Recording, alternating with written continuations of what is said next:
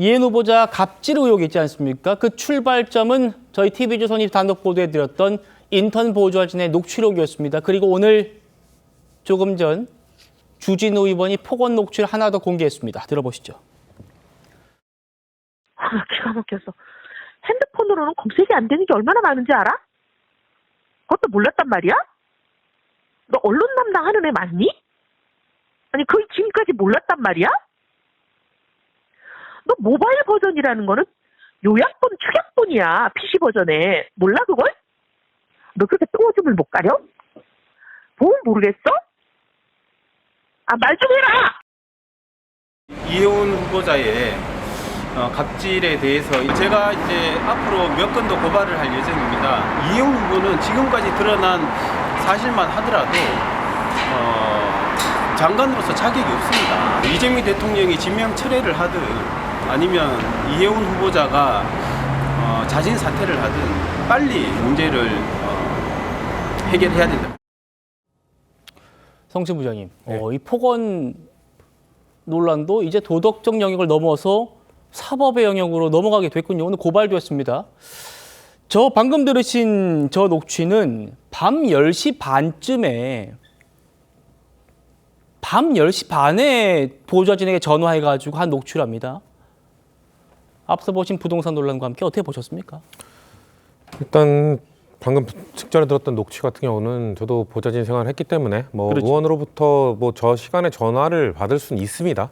근데 전화를 받을 수 있는데 정말 불가피한 사항이었는가? 이거에 대해서는 굳이 제가 언급을 하지 않아도 저 녹취를 들었던 국민들께서 굳이 저 내용을 저 시간에 전화를 해서 저런 식으로 이야기를 했었어야 하겠느냐라는 거는 충분히 판단하실 수 있을 거라고 보고요.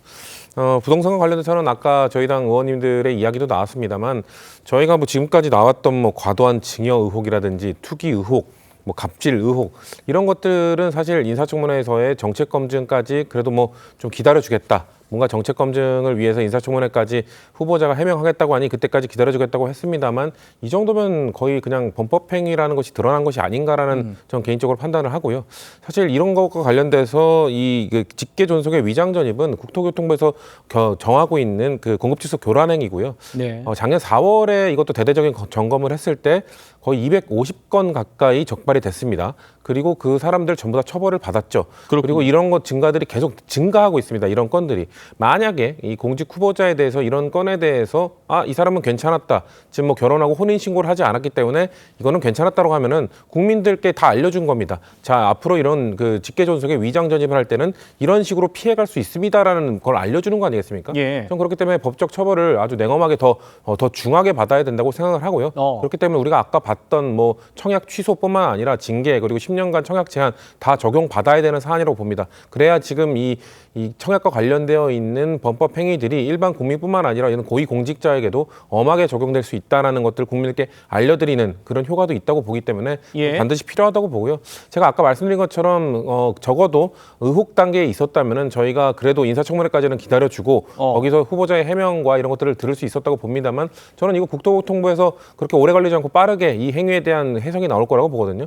범법 행위인 게 드러나는 순간 저는 사실 기다릴 필요도 없다고 보는데요. 저는 후보자가 자진 사퇴하는 게 맞다고 봅니다. 더 이상 저희 당에서도 의원들께서 그래도 대통령의 입장을 존중해서 인사청문회까지 지금 19일로 예정되어 있는 전 인사청문회까지는 좀 기다려주고 그 당시에 뭔가 대통령의 지명 목적, 정책적 내용 이런 것들을 좀 들어보고자 하는 기다려주자는 얘기들이 많았습니다만 전 이 의혹이 이제 거의 사실로서 이제 나오게 된 이후에는 당내 여론도 더 이상은 못 기다려주겠다라는 의견이 더 많아질 거라고 생각합니다. 제가 저희 패널 분들의 말씀에 첨언하지 않았습니다만 위장 미혼 그러니까 결혼을 하고도 혼인 신고를 하지 않는 분들 요즘 많지 않느냐 이런 댓글들도 있으시더라고요. 그렇지만 근데 이제 대출 받기가 워낙 어렵기 때문에 청년 세대들이 할 수 없이 하는 경우들을 말하는 것이고 지금 이 후보자는 본인의 재산을 늘리는 과정에서 아들의 위장 미혼을 이용했다라는 비판이 있기 때문에 이건 좀 다르게 봐야 한다라는 것 같습니다. 그리고 아까 변호사님께서 말씀하셨습니다만 세종시에서 직장을 다녔고 거기에 살았던 걸로 지금 예. 알려져 있기 때문에 그렇게 치면 위장 미혼이 만약에 아니다, 혼인 신고를 늦게 한 것뿐이다라고 하면은 위장 전입인 겁니다. 그렇기 때문에 뭐 굳이 이걸 빠져나가려고 다른 핑계를 댄다 해도 여러 가지 이미 범법 행위들이 지금 중복되어 있는 것이기 때문에 이거는 전 벗어나기 어려울 거라고 보고요. 뭐 일반 국민들, 뭐 저도 청약 통장 들어놨습니다만 청약 점수 많이 받고 싶은 사람 모든 국민이 많이 받고 싶습니다. 예. 그렇지만 그럼에도 불구하고 인위적으로 조정할 수 없는 게 사실 부양가족 수거든요. 다른 것들은 어떻게든 꿋꿋이 무주택자로 버티고 뭔가 이거 청약통장 넣는 것도 오랫동안 해놓으면 점수를 채울 수 있지만 이 부양가족과 관련돼서는 인위적으로 채울 수 없는 부분인데 이것에 대해서 이렇게 인위적인 게 아니라 범법행위로서 뭔가 이걸 점수를 5점을 채웠다. 근데 또 공교롭게 그게 커트라인, 5점 때문에 커트라인을 딱 맞췄다. 이거는 국민들께서 절대 납득할 수 없는 사안이라고 봅니다. 알겠습니다. 뭐 저도 법조계에 좀 물어봤더니 이 의혹 가지고 뭐 감옥까지 가겠느냐. 다만 장관 되겠다는 사람이 명백한 실정법 위반을 한 것, 이건 큰 문제 아니냐라는 말도 하더군요. 그러다 보니까 다시 이제 폭언 논란을 갔음에도 다시 한번 이 부동산 얘기로 넘어갔던 것 같습니다. 다시 한번 이 폭언 논란을 돌아와 보죠. 후보자는요, 정말 유독 자신에 대한 언론 보도에 민감했던 것 같습니다. 지금까지 나온 그 폭언들이 대부분 언론 보도를 담당하는 직원들이었기 때문입니다. 옛날 얘기도 다시 들어보죠. 이 머리에는 그게 이해가 되니? 너 뭐 IQ 한 자리야? 야! 야! 내가 정말 널 죽였으면 좋겠다. 입이라고 그게 터졌다고 그냥 막 네 맘대로 그러고 떠져?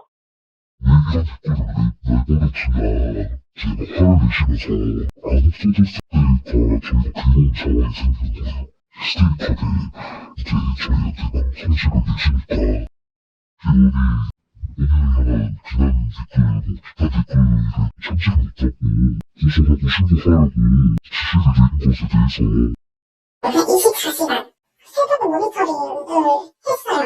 병적으로 자극해서 검색하고 이유를 알 수 없는 부드럽게 증상도 많이 나고 이래서 병원을 다니고 있었는데. 이용호 의원님, 국회의원을 또 해보셨기 때문에 보좌 직원과의 관계도 누구보다 잘 아실 것 같아서요. 이혜훈 후보자가 전 보좌진들과 지금 폭언 논란에 휩싸여 있습니다. 오늘 방금 보셨던 그 녹취 속에 한 분이 한 매체와 인터뷰를 했는데 녹취 보도가 나간 뒤에 이혜훈 후보자가 제보자를 찾는다는 얘기를 들었다. 그러면서 이 후보자가 뭐라고 했느냐. 걔가 누구였지? 이런 식으로 반응했다는 겁니다. 그러니까 이름도 기억 못하면서 폭언 쏟아냈던 건가 싶었다. 그러면 이름도 기억 못하면서 한 여당의 중진 의원에게 뭐 잘못했다 얘기하면서 이재명 대통령 위해서 일하겠다. 이런 사과는 그때 한 사과는 뭐가 되느냐. 이런 얘기 같아요. 어떻게 들으십니까? 우선은 본인이 언론 쪽의 보도에 대해서 굉장히 민감하게 한 것은 외부의 시각에 대해서, 외부에서 자기를 어떻게 평가하는 데 대해서 굉장히 중요시하게 생각했던 것 같고요. 우선은 그 밤에 저렇게 시도 때도 없이 전화를 해서 저렇게 하는 것이 일상화됐구나 하는 생각을 해요. 왜냐하면 지난번에 지금 녹취에 나왔던 것이 인턴에 대해서 폭언을 하는 것인데 이 폭언이 한 사례나 두 사례가 있었으면 기억을 했을 거예요. 그럼에도 불구하고 그냥 보좌진이 누군지도 모르고 인턴이 누군지도 모르고 마구 쏟아냈기 때문에 그렇게 본인이 극한적인 그런 언사를 구사했음에도 불구하고 그 사람이 누군지를 모르는 거예요. 예. 그렇기 때문에 폭언이 일상화된 것이다 이렇게 보는 것이고, 오죽하면 그 인턴이 나중에 사과를 하겠다고 그러는데 거부를 했겠습니까? 본인이 아무리 존재감이 적어도 이혜훈 후보자는 장관으로서는 부적격하다, 그런 용기를 냈던 것 같아요. 예. 들어보면 또 다른 녹취가 있다고 그러는데, 저는 그 여러 가지 의혹, 부동산 의혹 여러 가지가 있지만 그 중에서도 인격적으로 이렇게 우리 보좌진들, 직원들에 대해서 하는 걸 보면은 과연 공직자로서의 인격을 갖추었는가, 그 부분에 대해서 의문시하고 있는 것이고요. 앞으로 기획예산처 아마 직원들도 이혜훈 장관 후보자가 오는 것을 기대하겠습니까? 앞으로 리더십이 쓰겠습니까? 앞으로 일이 되겠어요? 제가 사실은 개인적인 얘기입니다만 예전에 이혜훈 그 후보자 옆에 앉아서 이제 의정 활동을 한 적이 있는데, 그때도 보좌진들이 커피를 앞에 갖다 놓고 가까이 오질 않더라고요.